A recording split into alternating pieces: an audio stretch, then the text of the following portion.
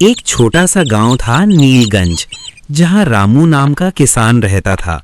रामू के पास जमीन का एक छोटा सा टुकड़ा था जिसे वो अपनी जान से भी ज्यादा प्यार करता था। इस साल रामू ने अपने खेत में बैंगनी रंग के शानदार बैंगन उगाए थे। उसकी मेहनत रंग लाई थी और खेत लबालब भरे हुए थे। एक दिन रामू ने ताजे और चमकदार बैंगन तोड़े और अपनी बैलगाड़ी में लाद कर शहर की मंडी की ओर निकल पड़ा। दिन भर वो आवाजें लगाता रहा, ताजे बैंगन ले लो, खेत के मीठे बैंगन ले लो। शाम होते होते उसके लगभग सभी बैंगन बिक गए। बस एक टोकरी बैंगन बचे थे। रामू खुश था क्योंकि आज अच्छी कमाई हुई थी।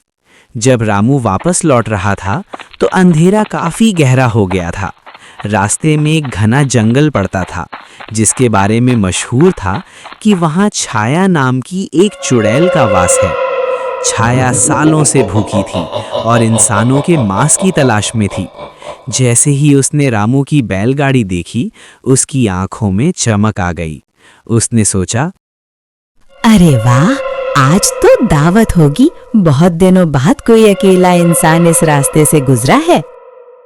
छाया रामू पर हमला करने ही वाली थी कि तभी रास्ते के गड्ढे के कारण बैलगाड़ी को झटका लगा और एक बड़ा सा बैंगन नीचे गिरकर छाया के पैरों के पास लुढ़क गया। छाया ठिठक गई। उसने आज तक ऐसी कोई सब्जी नहीं देखी थी। उसने उस बैंगनी चीज को उठाया, उसे घुमा घुमा कर देखा और फिर एक छोटा सा टुकड़ा चखा। चखते ही वो हैरान रह गई। अरे, ये तो अद्भुत है, इंसानी मांस से भी ज्यादा स्वादिष्ट। वो रामू को भूल गई और जल्दी जल्दी बैलगाड़ी से गिरते हुए और टोकरी में बचे हुए सारे बैंगन खा गई। बैंगन खत्म हो गए पर छाया की भूख और बढ़ गई। उसे और बैंगन चाहिए थे। उसने सोचा कि ये आदमी जरूर जानता होगा कि ये और कहाँ मिलेंगे। वो चुपके से बैलगाड़ी के पीछे चढ़ गई। रामू को एक भारी झटका महसूस हुआ। उसने पीछे मुड़कर देखा पर उसे कुछ नजर नहीं आया क्योंकि छाया अदृश्य थी।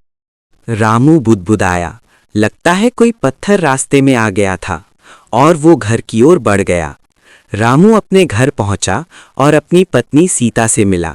छाया आंगन में ही छिप गई। रात के सन्नाटे में जब रामू और सीता सो गए, छाया ने पूरे घर की तलाशी ली। वह रसोई, कोठरी, यहाँ तक कि बिस्तर के नीचे भी देखने लगी, पर उसे बैंगन कहीं नहीं मिले। वह गुस्से में पैर पटकने लगी। आखिर इस आदमी ने वो स्वादिष्ट गोले कहाँ छुपा दिए? अगली सुबह रामू उठकर अपने खेत की ओर चल दिया।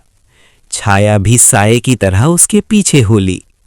जैसे ही वे खेत पहुंचे, छाया की आंखें फटी की फटी रह गईं। सामने हजारों बैंगन लटके हुए थे।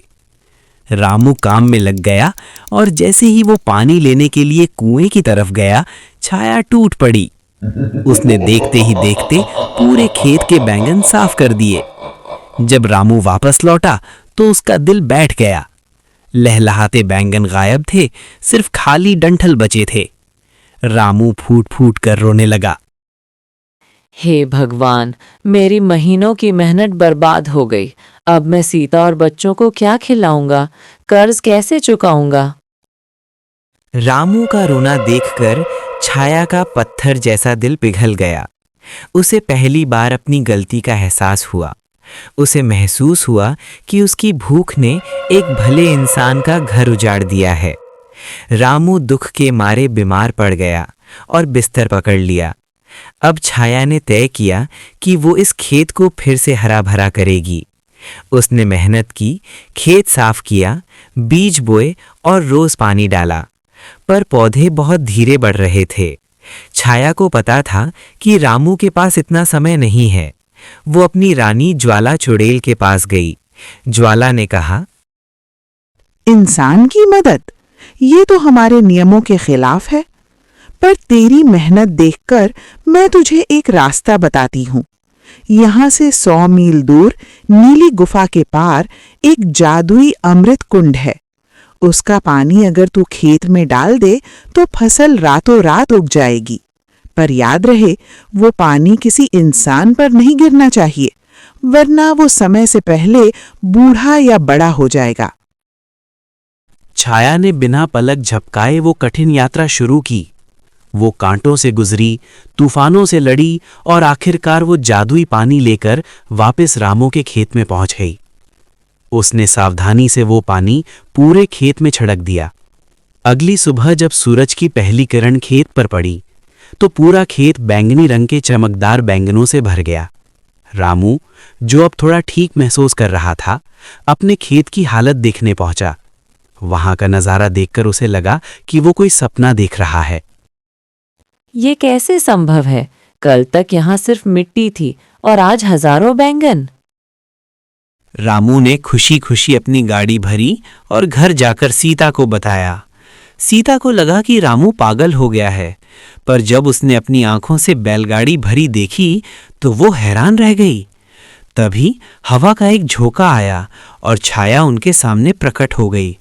पहले तो दोनों डर के मारे कांपने लगे, पर छाया ने हाथ जोड़कर कहा, डरो मत, मैं ही वो चोर हूँ जिसने तुम्हारे बैंगन खाए थे, और मैं ही वो हूँ जिसने इन्हें वापस उगाया है।